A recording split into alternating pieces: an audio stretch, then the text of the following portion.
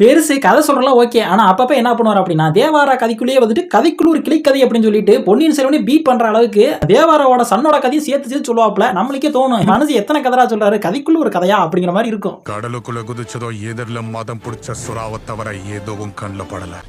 அது எப்படா நெஞ்சில கொஞ்சம் கூட ஈரம் இல்லாம இவ்வளவு பெரிய பொய் சொல்றேன். எனக்கு ஒரு டவுட் என்னன்னு கேட்டீங்கன்னா, நம்ம பெருசு வந்துட்டு தேவாரா கதை சொல்றலாம் இருக்கட்டும், தேவாராவோட பையன் கதையை நான் சொல்றேன் அப்படின்னு சொல்லிட்டு பையனோட ஸ்டோரி சொல்லிட்டு அந்த பையன் வந்துட்டு ஹீரோயின் கூட வந்துட்டு இந்த சல்சா டான்ஸ் அதே மாதிரி இந்த கில்மோ டான்ஸ் சாங்ஸ்லாம் ஆடின எல்லாத்தையும் வந்துட்டு கிளம்பி பார்த்த மாதிரி சொல்லுவாப்புல.